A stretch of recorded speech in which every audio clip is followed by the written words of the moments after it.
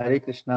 बहुत बहुत धन्यवाद। वंदना माता जी सुंदर कीर्तन के लिए, सर्वरूप माता जी भागवत महात्म्य के लिए सभी उपस्थित भक्तों का आज स्वागत है। आज की तिथि भी बहुत सुंदर है।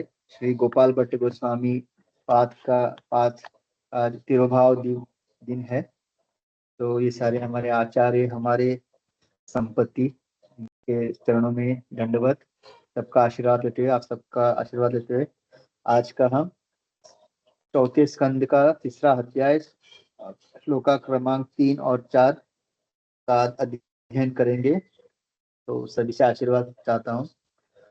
ओम नमो भगवते वासुदेवाय। ओम नमो भगवते वासुदेवाय। ओम नमो भगवते वासुदेवाय। ओम अज्ञानतिमिरान्धस्य ज्ञानाञ्जनशलाकय चक्षुरुन्मिलितं येन तस्मै श्रीगुरुवे नमः। श्रीचैतन्यमनोभीष्टं स्थापितं येन भूतले स्वयं रूपकदा मह्यं ददाति स्वपदान्तिकम्। नमां विष्णुपादाय कृष्णप्रेष्ठाय भूतले श्रीमते भक्तिवेदान्त स्वामिनिति नामिने। नमस्ते सारस्वती देवे गौरवाणी प्रचारिणे निर्विशेष शून्यवादी पाश्चात्य देशतारिणे।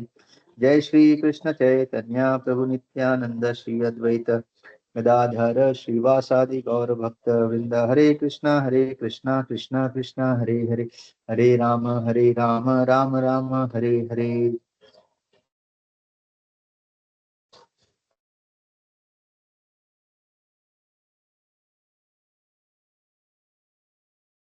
मुखं करोति वाचालं पंगुं लंघयते गिरिं यत्कृपातमहं वन्दे श्रीगुरुदीनतारिणं परमानन्दमाधवं श्रीचैतन्य ईश्वरम्। हरे कृष्णा। तो ये तीसरे अध्याय का जो टाइटल है, शीर्षक है संवाद शिवजी और माता सती के बीच में। तो आज तीसरा श्लोका है इष्टास इष्टास वाजपेयेन ब्रह्मिष्टान् अभिभूय च बृहस्पति सवं नाम समारेभे कृतात्मम्। Translation and purport by His Divine Grace A.C. Bhakti Vedanta Swami Srila Prabhupada ki jai. Daksha began a sacrifice named Vajpayee, and he became excessively confident of his support by Lord Brahma. He then performed another great sacrifice named Brahaspati Sava. Purport: in the Vedas, it is prescribed that before performing a Brahaspati Sava sacrifice, one should perform the sacrifice named Vajpayee. While performing the sacrifices, however, Daksha neglected great devotees like Lord Shiva. According to Vedic scripture, the demigods are eligible to participate in yagyas and share the oblations, but Daksha wanted to avoid them. All sacrifices are intended to pacify Lord Sri Vishnu, but Lord Vishnu includes all of his devotees. So Brahma, Lord Shiva, and other demigods are all obedient servants of Lord Vishnu. Therefore, Lord Vishnu is never satisfied without them. But Daksha, being puffed up with his power, wanted to deprive Lord Brahma and Lord Shiva of participation in the sacrifice, understanding that if one satisfies Vishnu, it is not necessary to satisfy his followers. But that is not the process. Vishnu wants his followers to be satisfied first. Lord Krishna says, Mad Bhakta Pujabhyadikar. Okay, Mad Bhakta Pujabhyadika. The worship of my devotee is better than worship of me. Similarly, in the Shiva Purana, it is stated that the best mode of worship is to offer oblations to Vishnu, but better than that is to worship the devotee of Krishna. Thus, Daksha's determination to neglect Lord Shiva in sacrifice was not fitting. तस्मिन् ब्रह्मर्षय सर्वे देवर्षि पितृदेवता आसान कृत स्वस्त्यनास् तत्पत्न्याश्च भरतृतकः. While the sacrifice was being performed, many Brahma rishis, great sages, ancestral demigods, and other demigods, their wives, all very nicely decorated with ornaments attended from different parts of the universe. In any auspicious ceremony, such as marriage ceremony, sacrificial ceremony, or puja ceremony, it is auspicious for married women to decorate themselves very nicely with ornaments, fine clothing, and cosmetics. These are auspicious signs. Many heavenly women assembled with their husbands, the Devarshis, demigods, and Rajarishis in that great sacrifice named Brahaspati Svasava. It is specifically mentioned in this verse that they approached with their husbands. For when a woman is decorated nicely, her husband becomes more cheerful. The nice decorations, ornaments, and dress of the wives of the demigods and sages, and the cheerfulness of the demigods and sages themselves were all auspicious signs for the ceremony. हरे कृष्णा। तो यहाँ पे आगे हम देख रहे हैं कि जो पहली बार जो दक्ष ने शिवजी का अनादर किया, उनको काफी कटु वचन बोले। फिर जो शिवजी के गण थे उन्होंने भी अपनी प्रतिक्रिया दिखाई। फिर भृगु मुनि, ये सब होने के बाद दक्ष जो प्रजापति है, मतलब वो अभी क्या कर रहे हैं, वो अगला जो एक यज्ञ कर रहे हैं। तो पहले उन्होंने वाजपेयी यज्ञ, और उसके बाद यहाँ पे बताया गया है बृहस्पति शव नाम का यज्ञ उन्होंने। तो दक्ष प्रजापति उनको जो अभी घटना घटी है शिवजी के साथ, उन्होंने जो शिवजी का अनादर किया और उसके बाद में ये सारा जो कुछ हुआ, उससे उनको ज्यादा कुछ परिणाम नहीं, मतलब उनको ऐसा नहीं लगा कि कुछ ठीक नहीं हुआ है, तो कुछ इसके ऊपर मैं विमर्श करूं, क्या हुआ, कैसे हुआ, इसमें गलती मेरी भी थी क्या, या ये क्यों होना चाहता या नहीं होना चाहता, इसके ऊपर उन्होंने ज्यादा विमर्श न करते हुए तुरंत उन्होंने अभी क्या किया है, क्योंकि अभी उनको सारे प्रजापतियों का मुखिया बनाया गया है, तो उनकी चेतना पूरी उसमें वो इतने थे कि अभी तुरंत वो और एक यज्ञ करने के लिए तैयारी मतलब उन्होंने किया। तो हम गौड़ीय वैष्णवों को एक बहुत ही एक इम्पोर्टेंट सीख चैतन्य महाप्रभु ने दी हुई है अपने शिक्षाष्टकम में। जो ये श्लोका, मतलब अभी जो प्रसंग चल रहा है उसमें, उसके ऊपर हमको चिंतन करने का जरूरी है। तो किसी को पता है शिक्षाष्टकम का कौन सा सबसे इम्पोर्टेंट श्लोका, जो यहाँ पे अगर हम उसको हमेशा याद रखेंगे तो दक्ष। हरे कृष्णा विनती माता जी। हरे कृष्णा प्रभु जी, दंडवत प्रणाम। सभी प्रभु जी माता जी के चरणों में दंडवत प्रणाम। तरोरपि तृणादपि सुनिचेना तरोरपि सहिष्णुना मानिना मानदेना कीर्तनीय सदा। अरे, तो इसमें से जो माता जी ने अभी बताया अमानीना मान देना, तो कीर्तनीय सदा हरि, तो ये जो सेंटेंस है, एक तो मतलब वो हम तभी कर पाएंगे जब त्रिनाद अपि, मतलब हम जैसे अभी शिव जी उनको, वो इतने नम्र थे, मतलब उन्होंने कुछ उसका रिएक्ट नहीं किया। तो त्रिनाद अपि सुनिचेना तरोर अपि सहिष्णुना, इतना सहिष्णुता, और सबसे इंपॉर्टेंट अमानीना मान देना। तो अगर सही में अगर दक्ष ये फॉलो करते, अमानीना मान देना, तो ये सारा घटना ही नहीं घटता। तो इसलिए इसको कहा गया कि जैसे हम कंठी माला धारण करते हैं, तो इसका भी एक हमको माला बना के, मतलब ये दिखेगा नहीं, ये हमारे व्यवहार से दिखेगा, ये हमने माला पहना है कि नहीं। ये जो त्रिनादपि सुनिचेना का माला, कोई ऐसा नहीं कि आप वो एक कल फ्रेंडशिप डे था ना तो काफी सारे लोग बैंड पहनाते ना, happy friendship, best friends for ever. तो उस तरह का ये नहीं है कि आप ये श्लोका लिखोगे और फिर अपने गले में डालोगे एक्चुअली कर भी सकते हैं याद रखने के लिए। तो ये जो माला जो हमको हमेशा आचार्य कहते हैं हमेशा पहनना है कंठी माला के साथ, ये एक इनविजिबल माला है। तो त्रिनादपि सुनिचिना, ये जो श्लोका, ये कैसे दिखेगा पहना है कि नहीं, हमारे व्यवहार से। तो अमानीना मान देना, अमानीना मान, अगर कोई इसको पकड़ लिया, अमानीना मान देना, मुझे कोई मान नहीं चाहिए लेकिन मैं सबको मान दूंगा, सबको रिस्पेक्ट दूंगा। तो अगर किसी के चेतना में फिट हो गया और वो इस तरह से अगर उसका व्यवहार हुआ तो वो सबसे मतलब क्या कहते हैं, आनंदमय भक्त रहेगा, क्योंकि उसको कोई मान की अपेक्षा है नहीं। तो कोई उसको दंडवत करता है, कोई उसको हरे कृष्णा कहता है, कोई उसको देख के मुस्कुराता है, उसको कोई, वो अपनी तरफ से ये सारी चीजें करेगा अन्य भक्तों की ओर, विदाउट एक्सपेक्टिंग एनी कि वो रिटर्न में वो करेंगे। तो देख सकते हैं कि चैतन्य महाप्रभु ने जो शिक्षा है, केवल एक आर्ट शिक्षा दी हमको, लेकिन कितना पावरफुल शिक्षा है। सही में एक आनंदमय भक्ति जीवन जीने के लिए अगर हम इसको सही में प्रैक्टिकली, ज्ञान को अगर सही में समझे और उसको प्रैक्टिकली अगर व्यवहारिकता अगर हम उसको लागू करेंगे, तो सही में हम लोग बहुत बहुत खुश रहेंगे।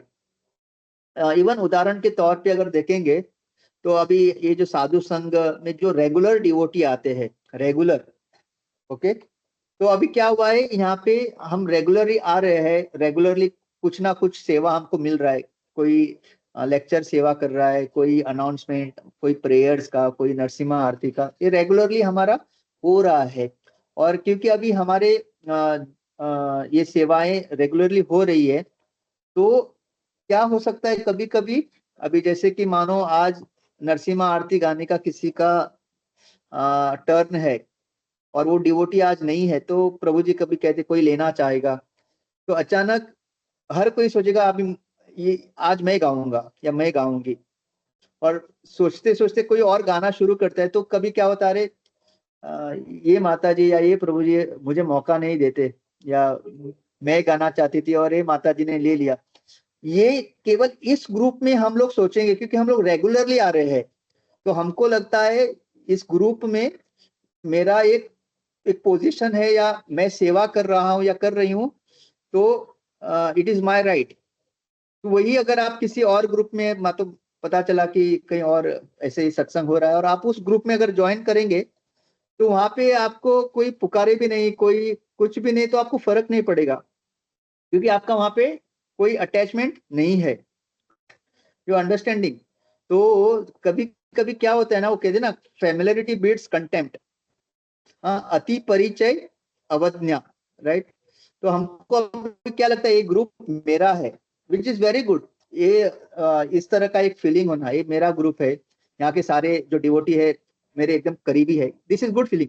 लेकिन सर्टेन लेवल पे क्या होता है, बिकॉज ये मेरा ग्रुप है, यहाँ के सब, यहाँ मुझे फर्स्ट प्रेफरेंस, या मेरा मतलब आप समझ रहे हो मैं क्या बताने का कोशिश कर रहा हूँ, कि वो क्या लगता है कि यहाँ पे मेरी थोड़ा प्रशंसा या मेरा कुछ भी हुआ तो पहले मुझे पूछना चाहिए, या मुझे, तो ये जो है, अगर इस तरह का फीलिंग जो आता है, यहाँ पे थोड़ा गड़बड़ हो जाता है, जो अंडरस्टैंडिंग। वही आप अगर, जो आप रोज किसी टेम्पल में या किसी से जुड़े हैं सेंटर, आप वहां जाओगे सेवा कर रहे हो, तो वहां पे आपको लगेगा मेरा यहाँ पे कुछ है। लेकिन वही अगर आप कल जुहू टेम्पल में जाओगे, जुहू, ओके, और वहां पे आप जाओगे, तो अगर आपको वहां पे कोई पूछ भी नहीं रहा है, कोई देख भी नहीं रहा है, आपको फर्क नहीं पड़ता, क्योंकि आपका वहां पे कुछ, आपको पता है कि इतना बड़ा टेम्पल है, यहाँ पे इतने सारे वरिष्ठ भक्त है, उसमें मैं कौन हूँ, आपको उस तरह से आपका मनोवृत्ति रहेगा। लेकिन यहाँ पे क्या, अरे यहाँ तो मैं अभी 4 साल से मैं कंटिन्यूस आ रहा हूँ, 4 साल से मैं सेवा कर रहा हूँ, 4 साल से कोई भी नहीं रहता तो मैं सेवा लेता हूँ, जब भी कोई भी क्राइसिस है मैं हूँ, तो यहाँ पे मेरा कुछ तो है, I should get that respect. समझ रहे हो आप? तो ये जो है ये गड़बड़ है। लेकिन एक सही डिवोटी क्या होता है, वो कहीं पे भी, मतलब वो कितना भी सेवा क्यों ना करे, लेकिन उसका मनोदशा क्या होती है, thank you lord, thank you प्रभु जी सर, बहुत बहुत दंडवत आप लोगों को, आपने मुझे 4 साल यहाँ पे किसी तरह से टिकाए रखा। हाँ, आपकी वजह से मैं यहाँ टिका, आपकी वजह से मुझे इतना भागवतम का लाभ मिल रहा है, भक्तों का संग मिल रहा है, इतना सुंदर सुंदर मुझे मेरे भक्ति में वृद्धि हो रही है, इतने सुंदर पॉइंट्स यहाँ पे मुझे रोज मिल रहे हैं, नित्यम भागवत सेवा हो रहा है, जिसके कारण मेरा भक्ति में उदर गति हो रही है। तो सबको दंडवत। और आप लोग कितने कृपालु हो कि मेरी योग्यता नहीं तो भी आप मुझे ये सेवा, नरसिम्हा आरती गाने के लिए कहते हो, लेक्चर देने के लिए कहते हो, प्रेयर्स के लिए कहते हो, तो एक्चुअली मेरी योग्यता है ही नहीं, फिर भी आप लोग मुझे प्रोत्साहन करने के लिए इतना सारा सेवा दे रहे हो, तो ये जो है, this is the correct mood. ऐसा नहीं कि 4 साल से मैं हूँ तो अभी यहाँ पे मेरा कुछ पोजीशन है नहीं। तो ये एक्चुअली दक्षा का प्रॉब्लम हो गया, राइट।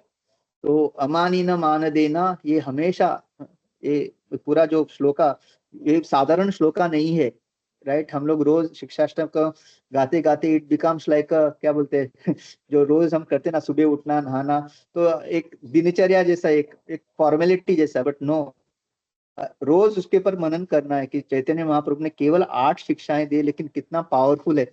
रोज उसके पर अगर हम चिंतन करेंगे तो हमारे भक्ति में उदगति होगी। तो यहाँ पे दक्षा को फर्क भी नहीं पड़ा कि मैंने शिव जी का अपमान किया, फिर इतना सारा एक दूसरे को श्राप देना, ये सब। तो कुछ देर के लिए रुके भी नहीं कि ये क्या हुआ, क्यों हुआ, कैसे हुआ, इसमें मैंने शुरू किया ये सब, मेरे वजह से ये सब हुआ। बिल्कुल उनको फर्क नहीं पड़ा, इमीडिएटली उन्होंने नेक्स्ट क्या, अभी और एक वाजपेयी वक्त। तो ऐसे होते जो पीपल हुआ सेल्फ सेंटर्ड, या जो बहुत एम्बिशियस होते हैं ना, जिनके बहुत क्या बोलते हैं, महत्वाकांक्षी, ऐसे लोगों को फर्क नहीं पड़ता आजू बाजू मेरे वजह से उत्पाद मच रहा है। वो खाली देख रहा है कि मैं तुम लोगों को, मतलब मेरे स्वभाव या मेरे बर्ताव से तुम लोगों के बीच में झगड़ा हो रहा है, अनबन हो रही है, मिस कंफ्यूजन हो रहा है, अरे होने दो, मुझे फर्क नहीं पड़ता। मुझे मतलब वो बोलते हैं ना, पैर मतलब औरों के ऊपर पैर रख के ऊपर चढ़ना। तो that is the kind of मनोदशा थी दक्ष की अभी तक। आगे चल के डेफिनेटली वो, उनको पता चलता है कि उनसे गलती हुई। तो ये इससे हमको भी सीख आती है। तो इमीडिएटली उन्होंने क्या किया, ये और एक यज्ञ का उन्होंने ये किया। और इधर क्या किया उन्होंने, अभी उनको लगा अभी मुझे ब्रह्मा की भी जरूरत नहीं है। यहाँ पर प्रभुपाद लिखते हैं उन्होंने ब्रह्मा को भी इस यज्ञ में आमंत्रित नहीं किया, राइट। और शिव जी को तो वो नहीं करेंगे ही नहीं, क्योंकि शिव जी के प्रति इतना ईर्ष्या है उनका।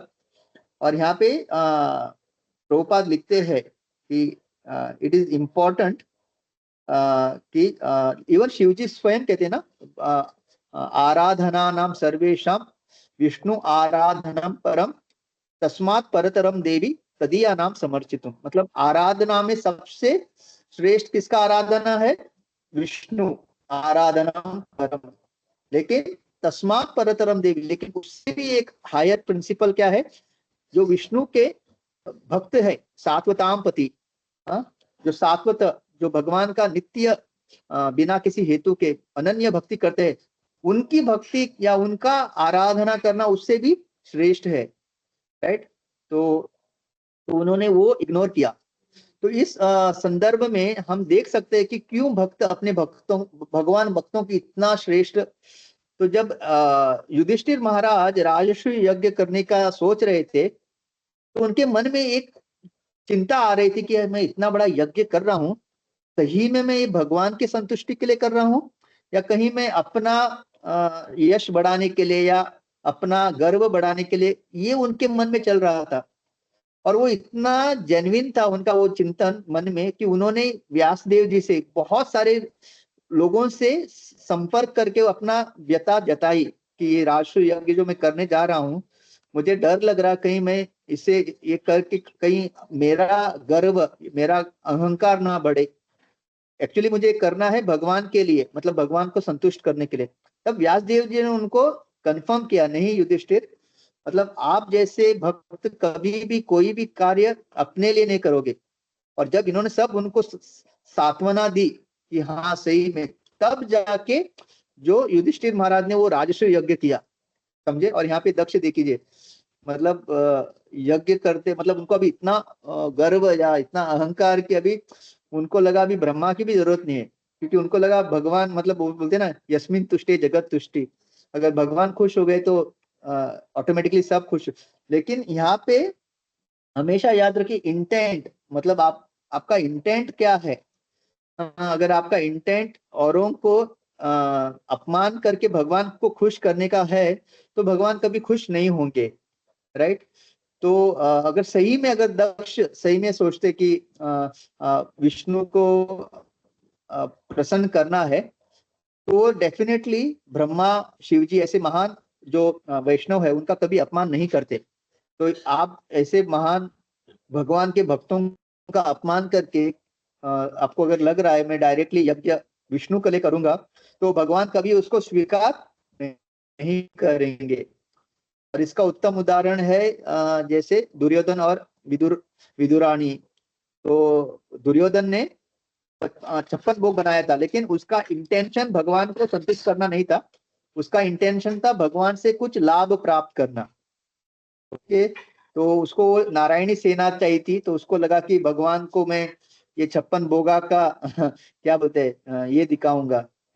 मतलब कितने मूर्ख होते हैं। तो हम भी बहुत टाइम कभी कभी भक्ति में हमारे भौतिक जो इच्छाएं उसको पूर्ति करने के हेतु हमको लगता है कि मैं आज 16 माला करूंगा, या नहीं 64 माला करूंगा, या मैं चातुर्मास का पालन करूंगा, या फिर मैं दामोदर कार्तिक मास में। तो एक्चुअली अगर वो सही में भगवान को संतुष्ट करना है तो कोई इच्छा ही नहीं रहेगी। लेकिन वो सब करने के बाद आप अगर सोचेंगे कि भगवान मैंने इतना सारा तपस्या किया, अभी प्लीज थोड़ा ये सही करा दो, वो सही करा दो, जीवन में कोई प्रॉब्लम ना आए। अगर उसके बाद में इस तरह के आपके ख्याल आने शुरू होते हैं, दैट मीन्स आपने क्या किया था, दुर्योधन की तरह भगवान को 56 भोग इसलिए अर्पण किया था ताकि आपका कुछ फायदा हो, राइट। नहीं तो इसलिए चैतन्य महाप्रभु कहते हैं ना, हमारा भक्ति कैसी होनी चाहिए, गोपियों की तरह। मतलब नरक भी जाना पड़े तो चलेगा, लेकिन भगवान को कोई दिक्कत नहीं आनी चाहिए। और हमसे अगर कोई सेवा होती है भगवान की, केवल भगवान की तुष्टि के लिए, उससे हमारा कोई फायदा नहीं होना, नो प्रॉब्लम, लेकिन भगवान को कोई प्रॉब्लम नहीं होना चाहिए। हाँ, जैसे कि बहुत सारे लोग एकादशी के दिन भगवान को भी एकादशी का भोग लगा देते हैं। एक्चुअली एकादशी हम लोगों के लिए, भगवान के लिए नहीं है, राइट। लेकिन वो क्या सोचते हैं, अभी मैं ये सब बनाऊंगा तो हम तो नहीं खा सकते, हम क्या खा सकते हैं, वही खा सकते हैं, एकादशी प्रसादम खा सकते हैं। तो हम क्या करते हैं, एकादशी प्रसादम बना के भोग लगा लेते हैं क्योंकि हम जो खा सकते हैं वही हम भगवान को भोग लगाते हैं तो ये है एक्चुअली, देखा जाए ना तो बहुत सूक्ष्म स्तर पे ना हम लोग भी दुर्योधन की तरह भक्ति, मतलब सब चीज कर रहे हैं, मतलब सॉरी ऐसा में not a blanket statement, but एक सोचने की, मतलब कभी कभी हम लोग ऐसा बैठ के सोच सकते हैं कि मेरी भी भक्ति ऐसी है क्या, ऐसा सोच सकते हैं हम लोग। तो इस तरह से, तो intent is very very important, समझा ना। नहीं तो आप सोचेंगे भगवान की भक्ति किया बाकी।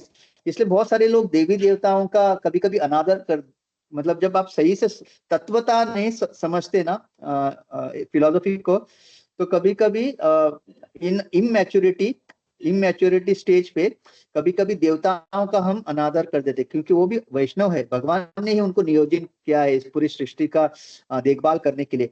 So when a devotee is immature, कभी कभी उसको लगता है अरे मैंने आज लेक्चर में सुना था आप केवल कृष्ण भगवान और उसके आगे और किसी की आराधना करने की जरूरत नहीं है, पितृ ये सब। तो then immaturely we can make lot of क्या बोलते हैं डिजास्ट्रस डिसीजन। तो हमेशा याद रखना चाहिए। तो तदिया नाम समर्चितुम, तो आगे जो तस्मात् परतरम देवी, तदिया, तदिया यानी जो भगवान से जो जुड़ा है उसको तदिया कहते हैं। हर चीज आप भगवान के लिए, जो शंख है वो तदिया है, जो घंटा है जो हम लोग भगवान को जगाने के टाइम वो तदिया, हर एक चीज जो भगवान के साथ जुड़ा है तदिया। तो उस तरह से भक्त जो है वो भी तदिया। तो उनका जो आराधना है भगवान को बहुत संतुष्टि देता है। तो whatever we are doing, तो उसमें सबसे इंपॉर्टेंट है हमारा इंटेंशन। तो इंटेंशन सही होना बहुत जरूरी है।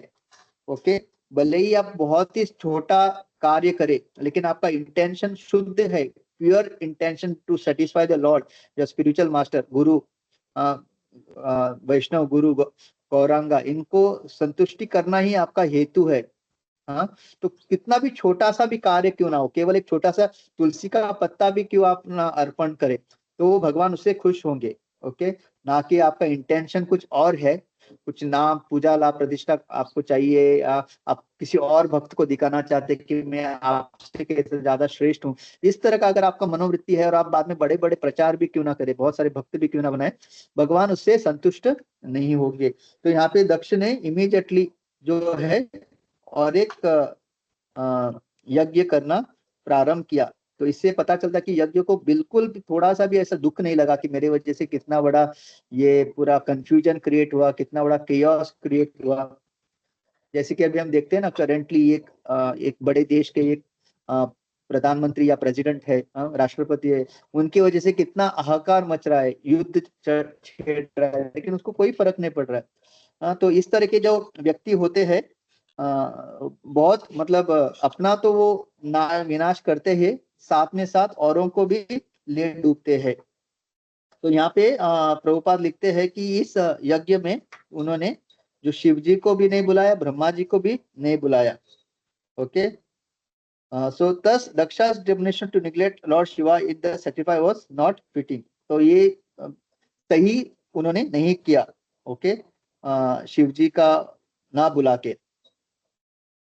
और प्रभुपाद लिखते हैं कि वैदिक शास्त्र में कहा गया कि जो देवी देवता है ना, वो योग्य है इस तरह के यज्ञ में भागीदारी लेने के लिए, लेकिन दक्ष ने उनका किसी को आमंत्रण करना जरूरी नहीं सोचा। फिर आगे जब ये पता चला कि यज्ञ हो रहा है, तो while the sacrifice was being performed, many Brahma rishis, great sages, ancestral demigods and other demigods, their wives, all very nicely decorated with ornaments, attended from different parts of the universe. तो यहाँ पे माता जी लोगों के लिए शास्त्र से अभी प्रमाण मिल गया है कि जब भी कोई बड़ा फंक्शन है तो आप लोग अच्छी तरह से आभूषण पहन के अच्छी तरह से क्या कहते हैं, सज जज के जाना, मतलब प्रमाण मिल गया। अभी कोई प्रभु जी कंप्लेन नहीं कर सकता कि आप लोगों को तैयार होने में इतना टाइम क्यों लगता है, क्योंकि यहाँ पे भागवतम में इसका प्रमाण मिल गया। हम प्रभु लोगों के लिए 10-15 मिनट काफी है। एक धोती मतलब एक धोती कुर्ता पहना, तिलक लगाया, अगर शीका है तो शीका बांध के रेडी लेकिन माताजी लोगों के लिए थोड़ा समय लगता है, और यहाँ पे उसका पुष्टि भी की गई है। तो प्रभुपाद कहता है, प्रभुपाद तात्पर्य में लिखते हैं, तो कोई भी ऐसे जो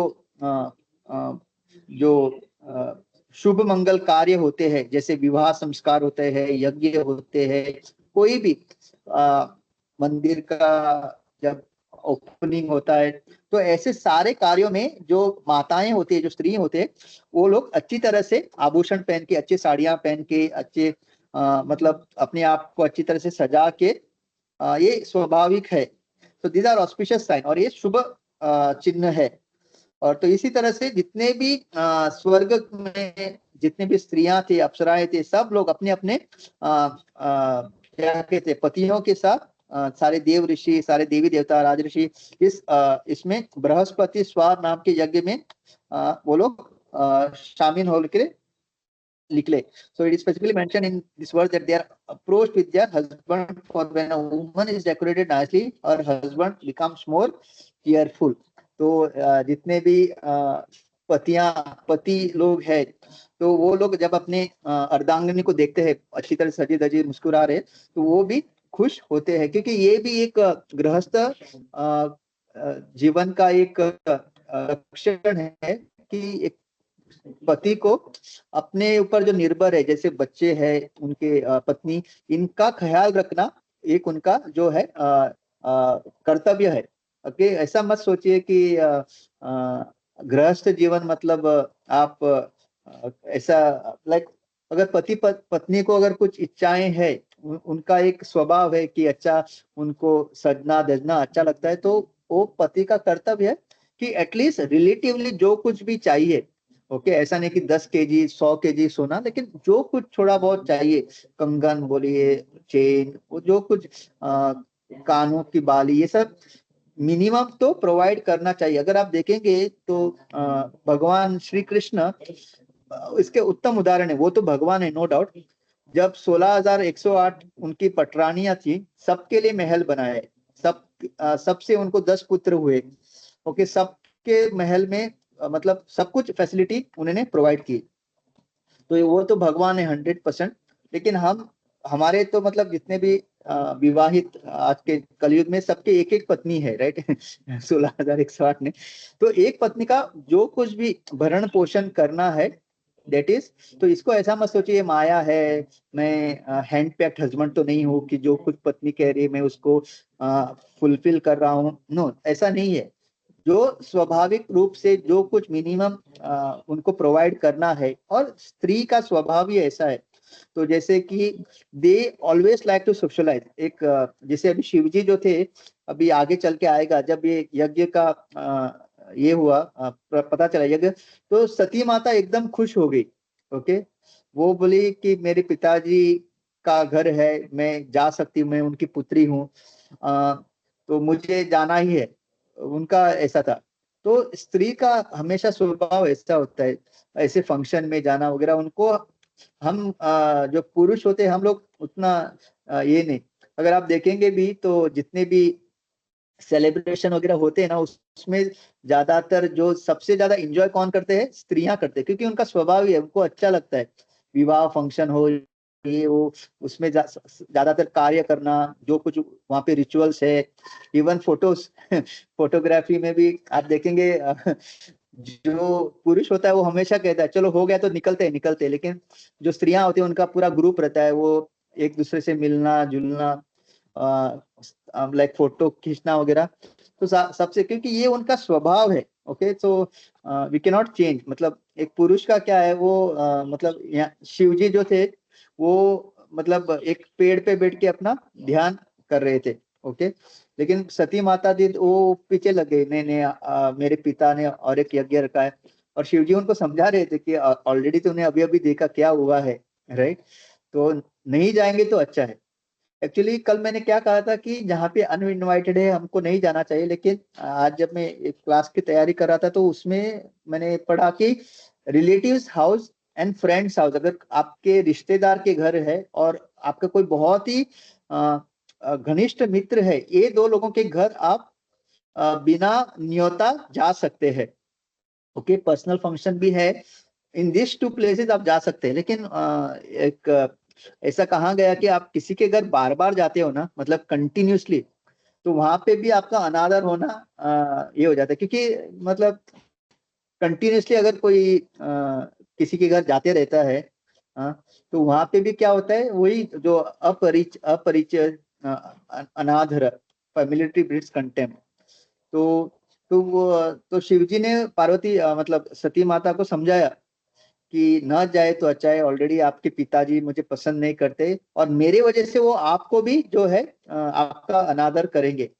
लेकिन सती माता कह रहे नहीं नहीं नहीं, मैं इस बार जाऊंगी, और मैं अपने पिताजी को आपका पूरा बताऊंगी, आपका चरित्र बताऊंगी, आपका गुणगान बताऊंगी, आप कौन है वो आपको समझ नहीं पाए, इसलिए मैं इस बार जाके उनको आपका पूरा जो क्या कहते पूरा आपके बारे में उनको बताऊंगी, फिर देखिए वो उनको पश्चाताप होगा और आपके सामने हाथ जोड़ेंगे। तो बेचारी सती माता उनको very confident, she was very confident कि ऐसा हो सकता है। और यहाँ पे एक अच्छी बात जो है ना कि जैसे भक्त लोग किस तरह से भगवान को फॉलो करते हैं, तो शिव जी ने ये सब समझाने के बाद ना कि सती माता को सब समझाया कि देखो भलाई यही होगी कि हम न जाए, क्योंकि आपके पिताजी तो मुझे पसंद नहीं करते, मुझे देखते ही वो उनको गुस्सा आता है, और मेरी वजह से वो चिढ़ जाएंगे और वापस कुछ ना कुछ उपद्रव मचेगा, तो it is better we don't go.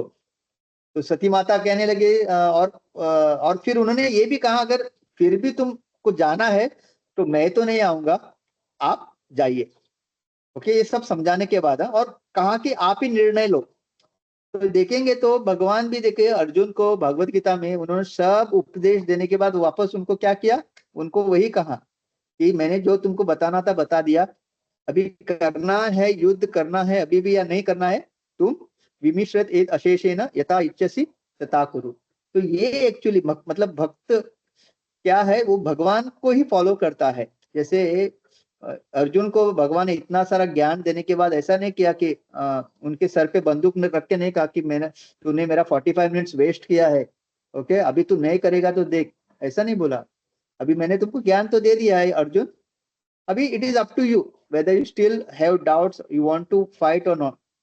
तो यही शिव जी यहीं पे वही कर रहे हैं। उन्होंने ऐसा नहीं कहा सती माता को देख, हाँ तेरे पति का जहाँ पे इंसल्ट हो रहा है तू वहां जाने की बात कर रही है, तू वहां पे गई ना तो कभी इधर मत आना, हमेशा के लिए दरवाजे बंद, ऐसे नहीं कहा उन्होंने। वैसे वो बोल भी नहीं सकते दरवाजे बंद, क्योंकि शिवजी जहाँ रहते हैं ना घर है ना द्वार है, तो दरवाजा किधर है?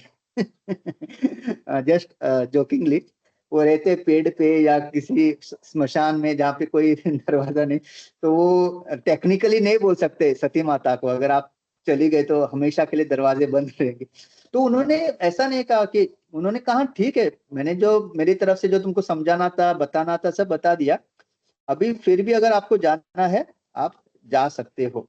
तो ये होता है सही में आजकल का रिलेशनशिप क्या है, आजकल का relationship is all based on ego. अगर आज का कोई पति होता तो बोलता तुम वहां जाना चाहते हो जहाँ पे तुम्हारा पति का अपमान हुआ है, उससे पहले ही वो मतलब शिवजी वहां से चले आए, वहां पे शायद वो आजकल का पति होता तो वहीं पे ससुर को दो तीन मतलब वहीं पे झगड़ा कर देता, हाथापाई होती, राइट। तुम क्या सोचते हो, हाँ? मैं तुम्हारा गुलाम हूँ, तुमने बेटी जो मुझे दी तो क्या लगता है तुम्हारी बेटी पता है कोई काम नहीं करती, बोझ है मेरे लिए ऐसा कुछ बोल के आता है। ऊपर से तुम्हारी बेटी से शादी करके मैंने तुम पे एहसान किया है, कोई उसको लेके नहीं जा रहा तो तुमने उसको मेरे सर पे डाल दिया। शायद ऐसे सारी बातें होती, हाँ। लेकिन शिव जी ने देखो बिना मतलब ही केम बैक। तो ये है, all this things we have to learn. Even गृहस्थ के लिए ये जो दक्ष प्रजापति और ये जो पूरा ये जो इंसिडेंट ये एपिसोड चल रहा है ना, हम लोगों को बहुत है कि कैसे एक किस तरह से हम सिचुएशन को हैंडल कर सकते हैं ताकि और ज्यादा डैमेज ना हो, damage control. In today's world ना people don't want to control the damage, मतलब और ज्यादा डैमेज कैसा हो ये चल रहा है, क्यों? अहंकार के कारण। लेकिन शिवजी ने क्या किया, डैमेज कंट्रोल, जितना वो बोले मैं यहाँ पे और रुकूंगा तो और बड़ा प्रॉब्लम होने वाला है, वो वहां से चुपचाप चले गए। और उनको पता चला कि अभी जो चल रहा है ना सारे लोग इतने मतलब तमोगुण और रजोगुण के प्रभाव में, अगर मैं किसी को समझाने जाऊंगा ना तो कोई समझने वाला है नहीं, it is waste of time. अगर मैं चला जाऊंगा तो मे भी हो सकता है मुझे ना देख के माई एब्सेंस माइट क्रिएट, मतलब ये जो सिचुएशन जो आग की तरह मतलब गर्म हो रहा है वो शायद ठंड हो जाए, शांत हो जाए। So this is how it is. तो शिव जी का ये पूरा प्रसंग जो है दक्ष और ये सब, it teaches us a lot of thing in today's. क्योंकि आज के आप देखेंगे इवन ट्रैफिक में, ट्रैफिक जब रेड सिग्नल होता है ना और जैसे ही ग्रीन होता है ना, आदमी को जो आगे है ना उसको टाइम लगता है, वो गाड़ी है बाबा, वैसा नहीं कि ग्रीन हुआ तो गाड़ी अचानक, तो मोमेंट ग्रीन हुआ पीछे से सब लोग ऐसा हॉर्न मारते हैं कि वो आगे वाला जानबूझ के उनको रोक के रखा है। तो इतना लोगों का जो टेम्परमेंट कम हो चुका है। इवन गौरांग प्रभु बोल रहे थे आजकल लोग मतलब यूट्यूब पे भी खाली रील्स देखना चाहते हैं 10 या 15 सेकेंड या 1 मिनट का, उससे बड़ा है तो वो लोग देख नहीं पाते, मतलब माइंड इतना ये हो चुका है। तो अगर कोई अच्छा लेक्चर है पीपल कैन नॉट, और देखेंगे सुनेंगे भी तो उसको 1.5 या 2 पॉइंट के स्पीड पे सुनेंगे। तो सोचिए हम अपने मन को किस तरह से ट्रेन कर रहे हैं, या बिकमिंग सो क्या बोलते हैं ये नहीं हमारे अंदर सहनशीलता या वो एक पेशेंस, पेशेंस है ही नहीं। किसी ने बोला तू तू तड़ाक एकदम पूरी बात सुनेंगे भी नहीं। ओके वो कंप्लीट करने के पहले ही हम we want to reply, react, not respond. तो ये सारा जो दक्ष का जो या इससे हमको हम वी कैन अंडरस्टैंड कि किस तरह से हम लोग अपने मन को ये कर रहे हैं। तो इस तरह से यहाँ पे जो सब लोग, तो जब सती माता ने देखा ऊपर से सारे वो सारे विमान वो जा रहे थे देवी देवताओं का, और सब लोग अच्छी तरह से सज धज के जा रहे थे, तो सती माता को भी लगा अरे मेरे ही पिताजी का घर है, मेरे सारे बहनियां बहनें आएंगी कितने सारे, तो I don't want to miss this. ये एक स्त्री का स्वभाव होता है। और उनके पिता होने के कारण वो सारा भूल गई जो हुआ था। वो हमेशा जो स्त्री होते हैं उनके अंदर स्नेह बहुत होता है, तो स्नेह के कारण जैसे द्रौपदी के जब बच्चों को मारा गया, और जब अश्वत्थामा को मारने का जब बारी आया तो उन्होंने क्या बोला कि नहीं नहीं प्लीज छोड़ दो, मैं नहीं चाहती कि मेरे तरह जिस तरह मुझे एक माँ को अपने बच्चों को खोने का दुख हो रहा है, मैं नहीं चाहती कि अश्वत्था की माँ को ऐसा दुख हो। तो ये स्नेह जो है स्त्री में बहुत होता है, तो इसके कारण वो भूल गई कि, भूली मतलब उसने उसको दुर्लक्ष्य किया कि अभी अभी मेरे पति का, ऐसा नहीं कि उनके पति का अपमान हुआ उनको बुरा नहीं लगा, लगा उनको बुरा, लेकिन इसलिए वो कह रही है कि इस बार मैं जाऊंगी तो मेरे पिता को आपके बारे में सब बताऊंगी, आप कितने महान हो, आपका क्या पोजीशन है, मतलब आप कितने दयावान हो, आपका जो मतलब परम वैष्णव। तो ये भी उनका एजेंडा था इस बार जाके, तो इसके कारण वो जाना चाहती थी। और यहाँ पे कहा गया कि स्त्रियों को पूरी छूट दी गई है. Nice decoration, ornaments, and dress of the wives of the demigods and sages, and cheerfulness of demigods and sages themselves were all auspicious sign of the ceremony. तो मैं यहाँ पे रुकता हूँ. तो आगे बहुत अच्छा यह संवाद होगा शिव जी और माता सती के बीच में. तो यही आज का जो मेन हमको जो अमानी न मान देना, इसको बहुत गहराई से समझना है. तो जितना हो सके मान देते जाओ आप, मतलब give respect, don't expect, and हमारा जीवन बहुत शांत तरीके से गुजरेगा. तो चैतन्य महाप्रभु की शिक्षा बहुत बहुत इम्पोर्टेंट है. तो हरे कृष्णा, दंडवत प्रणाम, प्रभुपाद की जय.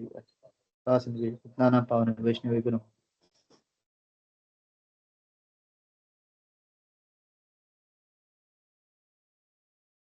हरे कृष्णा मिति माता जी. हरे कृष्णा प्रभु जी, दंडवत प्रणाम. अ, आपका हमेशा की तरह ये बहुत ही सुंदर आपका जो आपने इसको शुरू किया त्रिनादपि सुनी चेन का लेके, कि अगर ये ह्यूमिलिटी मतलब होती, अगर ये इस तरह का वो होता अगर दक्ष प्रजापति का, तो इतना पूरा सब नहीं वो प्रसन्न होता. तो और ये भी आपने ये जो बताया कि हमें ये फॉलो करना है और हमें ये सीखना है कि ये गलती हम ना करें. और अगर ये हम करते अपने उसमें स्वभाव में अपने ऊपर काम करने का करेंगे, तो हमारे लिए वो आनंद भक्तिपूर्ण का कारण बनेगा. तो भक्तिपूर्ण आनंदमयी होगी. और हमें वो जो होता है क्लेश, जो मन में क्लेश होता है ना, वो नहीं होगा. तो हमेशा प्रसन्न चित्त रहने में का यही एक मंत्र है कि हम अटैच ना हो अपनी किसी भी आइडिया से या पोजीशन से. कई बार हम अपने आइडिया से भी अटैच हो जाते हैं.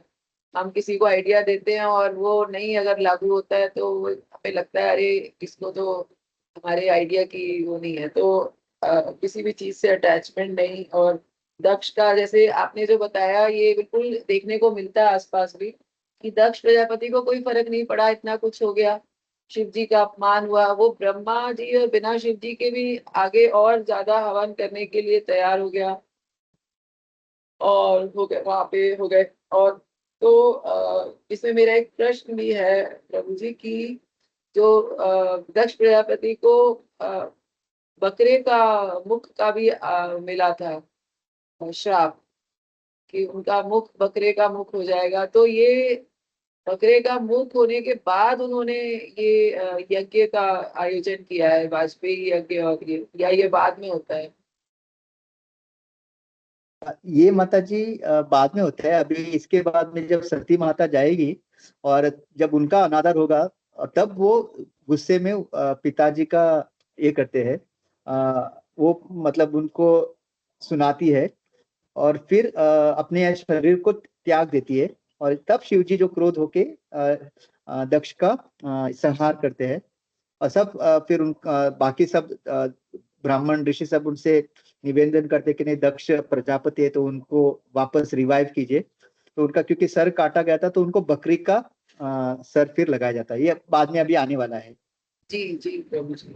तो और आपने जो यहाँ पे युधिष्ठिर का जो उदाहरण दिया, कि मतलब भक्त भक्त का ये सबसे बड़ा होता है कि वो कुछ भी करने चलता है तो सबसे पहले यही सोचता है कि ये भगवान की प्रसन्नता के लिए है या हम अपनी प्रसन्नता के लिए कर रहे हैं. तो आपने जो एकादशी का भी उदाहरण दिया कि हम एकादशी में अपने मन की वस्तुएं बनाते हैं और भगवान को भोग लगाते हैं. तो और अभी मैं अपना भी मतलब अपने को ही लेके बता रही हूँ कि अभी तो मेरा भी यही है.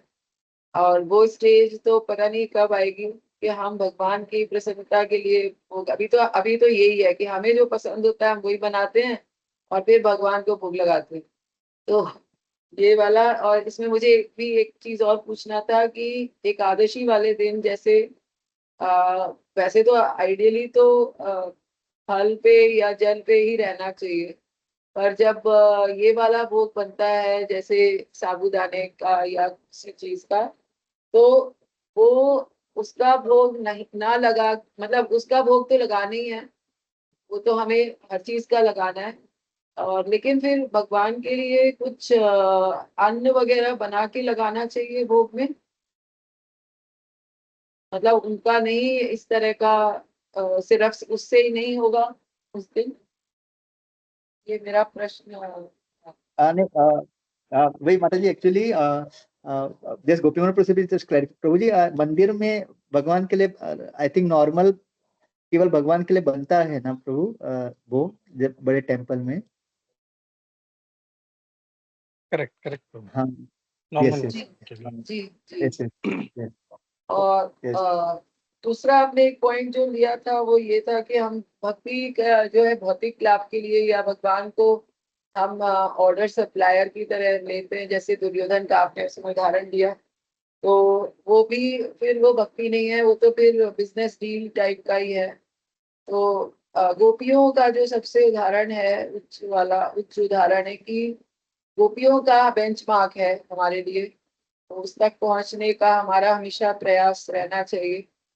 और वो तभी हमें भाव और प्रेम तक हम तभी पहुंच पाएंगे जब हमें गोपियों के भाव तक पहुंचने के लिए पूरा प्रयास करना चाहिए। और फिर आपने जो लिया ये वाला कि जब कहीं भी शादी विवाह का होता है, आयोजन होता है, तो स्त्रियां बहुत सबसे ज्यादा एक्टिव हो जाती हैं और खुश होती हैं। वो सजने का बहुत शौक होता है। और तो ये बिल्कुल सही है, क्योंकि शादियों वगैरह में सारा जो जितना भी कलर होता है, शादियों में कलर होता है, वो स्त्रियों का ही होता है। और पूरा उनका और तो ये आपने तो इसमें ये हमें देखने को मिल रहा है। तो इससे मुझे यही ध्यान आ रहा है कि अनोख लीला प्रभु का एक लेक्चर में उन्होंने यही बताया था कि शास्त्रों में जो प्रसंग आते हैं वो हर तरीके के प्रसंग आते हैं। और उसमें जैसे उन्होंने बताया था कि कई बार लोग पूछते हैं कि शास्त्रों में भी ऐसा है कि जैसे कि एक का प्रेम किसी से हो गया, फिर वो ऐसे नैन मिले और ये सब वाले जो प्रसंग आते हैं, ये क्यों आते हैं और क्यों नहीं सिर्फ। तो वो ये कहते हैं कि सिर्फ अगर परमहंस का ही आएगा कि परमहंस है, एक परमहंस दूसरे परमहंस से मिला और वो हंसते रहे, मतलब वो थोड़ा सा उसमें फनी वे में बताते हैं। तो वो ये कहते हैं कि अगर सिर्फ वही रहेगा तो उससे आप कनेक्ट नहीं कर पाओगे, रिलेट नहीं कर पाओगे और आपको लेसन वगैरह। तो इसलिए शास्त्रों में हर तरह की प्रसंग दिए जाते हैं, उसमें सांसारिक भी दिए जाते हैं और फिर उससे हमें सीखने को मिलता है। दूसरे हमारे जैसे आम भक्त जो हैं, वो आम जो लोग हैं वो उससे रिलेट कर पाते हैं कि अच्छा मेरे भी जीवन में ये सब है, उधर भी ये सब है, और फिर भक्ति में बढ़ने के लिए क्या करना चाहिए क्या नहीं करना चाहिए। तो उन्होंने ये सारे उदाहरण दिए। तो मुझे ये जो मेरा आज वो है रियलाइजेशन कि जैसे दामाद और ससुर का भी जो आया है, दक्ष प्रजापति और शिव जी का, तो मुझे लगता है ये सारी सब लोग लीला ही शायद रचते होंगे कि हमारे लिए, कि हमें उनसे सीखने को मिले कि क्या नहीं करना चाहिए और क्या करना चाहिए। तो मेरा यही अंडरस्टैंडिंग और टेक अवे है। थैंक यू प्रभु जी, बहुत बहुत धन्यवाद। हरे कृष्णा। यस माता जी, क्योंकि दक्ष भी जो एक जीव जीव तत्व ही है। तो इससे पता चलता है कि जीव तत्व जब मतलब भक्ति में नहीं रहता, तो ही ऑल्सो कैन, मतलब बड़े ही उसके पास ज्ञान हो, लेकिन अगर भक्ति नहीं है तो इस तरह के मतलब प्रॉब्लम्स क्रिएट हो सकते हैं। यस माता जी, हरे कृष्ण।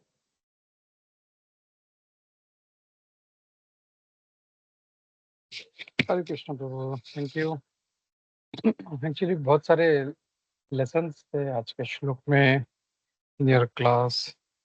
तो जैसे वो एकादशी वाला है कि एकादशी में भगवान कुछ भी खा सकते हैं। और हम लोग जो है, हम लोग क्या करते हैं, हमको जो पसंद है वो एकादशी के दिन ही क्यों, हम लोग नॉर्मली भी किसी को पिज्ज़ा पसंद है, पिज़्ज़ा बना बना के भगवान को खिलाता है। किसी को पास्ता पसंद है, वो बना के खिलाता है। किसी को समोसा कचौरी पसंद है। तो नॉर्मली भी यही होता है। लेकिन पॉइंट ये है कि मतलब भगवान के लिए एकादशी अ, जो रूल है वो ऐसा लागू नहीं होता कि हम लोग खा रहे हैं तो उनको भी एकादशी का ही देना चाहिए। हाँ, लेकिन हम लोग क्या करते हैं कि जो हम लोग जो हम लोग खाना चाहते हैं, हम पहले भगवान को भोग लगाते हैं और फिर हम लोग उसको ग्रहण करते हैं। और दूसरा जो आई थिंक माता जी का जो एक पॉइंट था, तो आई थिंक दोनों अन्न बनाना और ये एकादशी का बनाना हो सकता है थोड़ा टीडियस हो जाए, तो if practical, if you can do it please do it, नहीं तो आई थिंक जस्ट एकादशी का जो हम लोग बनाते हैं और बना के, क्योंकि हम लोग गृहस्थ है, उतना टाइम नहीं है हम लोग, अगर सारा टाइम खाली बनाने में ही, और फिर बनाएंगे तो खाएगा कौन फिर उसको, वो भी देखना है कि का अन्न प्रसाद तो बना दिया, लेकिन उसको फिर खाएगा कौन। एकादशी तो बहुत से लोग पालन करते हैं और नॉर्थ में तो बहुत ज़्यादा देखते हैं, तो ये सब भी सोचना है हम लोगों को। मतलब उसको, मतलब ऐसा नहीं बना के फिर उसको हम लोग उसको खराब हो गया फेंक दिया, या ऐसा नहीं होना चाहिए, भगवान का प्रसाद है। तो we can just go head with, हम लोग गृहस्थ है, अपना टाइम जितना ज़्यादा हो सके भक्ति में यूज़ करें, जप में यूज़ करें। तो जस्ट जो है वो, जैसे कहा बेस्ट है तो अ, अ, कंद-मूल पे रहना चाहिए, फल पे रहना चाहिए। प्रभुपाद जी बोलते हैं इससे भी बेस्ट है कि हम लोगों को निर्जल करना चाहिए, लेकिन हमारा सेहत वैसा नहीं है, हम लोग वो नहीं कर पाएँगे। फिर हम लोग फिर फल पे या फ्रूट पे आ जाते हैं, जूस पे आ जाते हैं, वो भी नहीं होता तो फिर आप जो एकादशी का जो आइटम सब बना के खा सकते हैं। तो भक्ति को हम लोग को इतना ऐसे कॉम्प्लेक्स या टीडियस नहीं बनाना चाहिए। अरे यार! मतलब ऐसा नहीं हो आदमी जोश-जोश में आज सुन लिया क्लास तो 1 बार बनाएगा, 2 बार बनाएगा, फिर 4-5 एकादशी के बाद सोचे अरे क्या यार डबल-डबल बनाना पड़ रहा है, वो नहीं होना चाहिए ना। भक्ति सुसुखम कर्तुम् अव्ययम्। भक्ति जो है बहुत ही आनंद के साथ होती है। It should not become a burden हमारे लिए। तो ये एक चीज़ का हम लोग ध्यान रखें। और भी 2-4 पॉइंट हैं मेरे दिमाग बट आई फॉरगॉट इट। और एक जो प्रश्न था, जो जो उसका गला काटा गया था दक्ष का, और उसको जो नहीं सॉरी, माता सती ने जो अपने प्राण त्यागे थे, that was in the fire of sacrifice. तो ऑलरेडी कोई यज्ञ चल रहा था, तो I am also not sure कौन-सा यज्ञ था वो, वाजपेयी था या ये पहले वाला था, आई डोंट नो। तो अ, सम यज्ञ वाज गोइंग ऑन, अभी हम लोग पढ़ते रहेंगे, काफ़ी पहले सुना है तो याद नहीं आ रहा, बट हम लोग जब पढ़ते रहेंगे तो इट विल बी क्लियर। कोई यज्ञ चल रहा था और उसमें फिर जब नहीं सुना दक्ष प्रजापति ने, शी गॉट एंग्री, एंड फिर मुझे देखा मेरे पति का अपमान हो रहा है, तो शी सेड मेरे को अपना ऐसा मेरे को देहा, जो मेरे ऐसे व्यक्ति से मिला है जो मेरे पति का आदर नहीं करता, तो मुझे देह त्यागना चाहिए, and she jumped into that fire sacrifice. तो ये भी देख सकते हैं कि कोई ऑलरेडी यज्ञ चल रहा था, उसमें माता सती ने अपना देह त्यागा था। वो एक पॉइंट था, and as we keep reading हम लोग को पता चलेगा कौन-सा वाला यज्ञ था, व्हाट वाज़ दैट। और फिर हो सकता है, आई आई एम नॉट श्योर, ये वही जो जैसे प्रभु कह रहे थे वाजपेयी, और उसके बाद में फिर सारा फिर जो नरसंहार वहाँ पे शुरू हो जाता है, सब लड़ाई शुरू हो जाती है। फिर वहाँ पे फिर शिव जी जो है उसका धड़ अलग कर देते हैं उसका, दक्ष प्रजापति का। और फिर उसको जब अ, वो बकरे का सिर आता है, फिर वो अलग स्टोरी है। तो as we keep reading we will come to know. या Kunjeshwari wants to say something. Hare Krishna. Shiv ji नहीं उसका धड़ अलग करते, आप गलती से शिव जी बोले। शिव जी के ओके सॉरी। हाँ,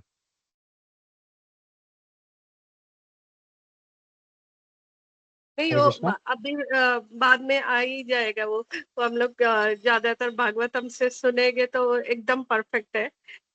उसके बाद वो यज्ञ भी पूरा करके फिर वो सब कुछ छोड़ के जाता है दक्ष। और शिव जी वो अपने गण को भेजते हैं ना, जब सती माता अपना देह त्याग देती है तो अपनी जटा से उनका नाम क्या है वो निकलते हैं, उनका नाम नहीं मुझे याद आ रहा है, वो निकलते हैं और वो दक्ष का सर काट के यज्ञ में डाल देते हैं, जो यज्ञ की चल रहा होता है अग्नि उसमें। ओके।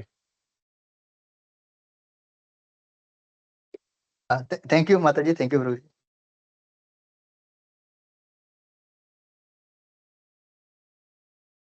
ओके ठीक है, और कोई टीका टिप्पणी नहीं है, प्रश्न नहीं है तो हम लोग रुकते हैं और आगे बढ़ते हैं, लेते हैं निस्सिमात। हरे कृष्णा। ग्रंथराज श्रीमद् भागवतम की जय। श्रील प्रभुपाद की जय। इस्कॉन गोविंद की जय। सभी उपस्थित भक्तवृंद की जय। हरे कृष्णा।